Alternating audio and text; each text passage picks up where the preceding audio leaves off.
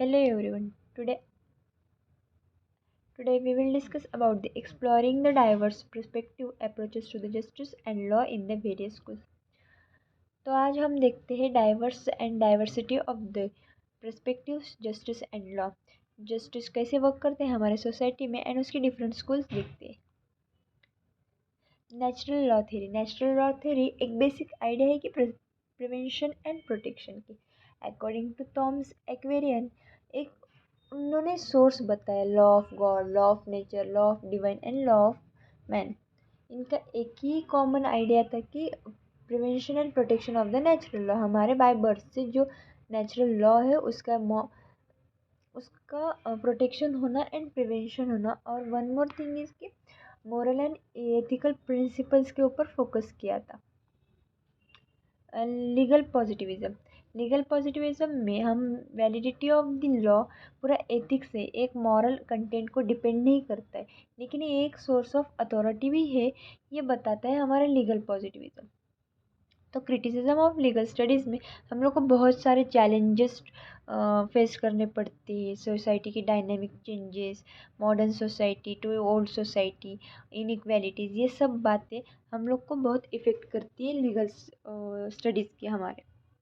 तो हम different schools देखते हैं. फेमिनिस्ट जूरिस्प्रूडेंस एक कंसेप्ट दो आइडिया से आई है. एक है women and another is jurisprudence.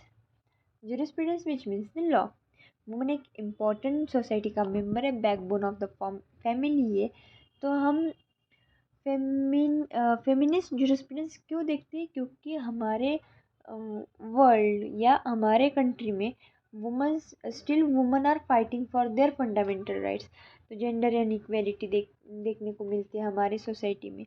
हमारी सोसाइटी में बहुत सारे लॉज बने हैं कि वुमन को प्रोटेक्ट करने के लिए, तो भी woman are exploiting from the peoples.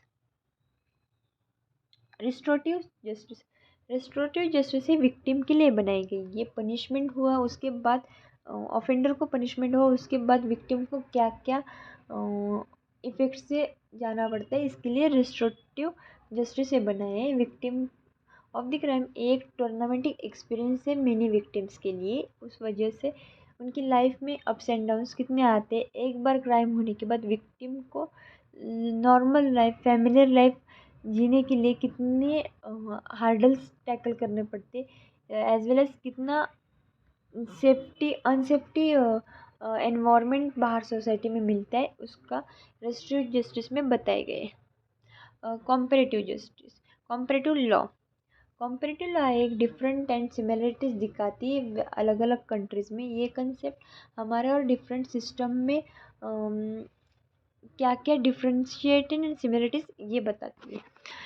इसमें description and analysis of foreign legal system. Comparative law का एक इम्पॉर्टेंट आइडिया है कि जो हमारे कंट्री में age of internationalism, economics, globalization, ये सब डेमोक्रेटिक, इसका कल्चरल चेंज करने के लिए और उनके प्रिंसिपल्स, उनके एथिक्स हमारे इसमें एडप्ट करने के लिए कॉम्परेटिव लॉ यूज़ किया जाता है.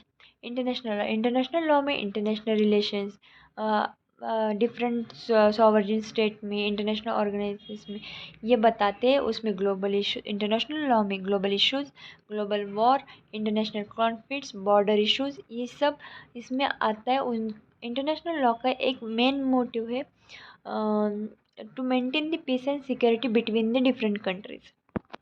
Human rights. We all know human rights means to protection of fundamental rights of every person.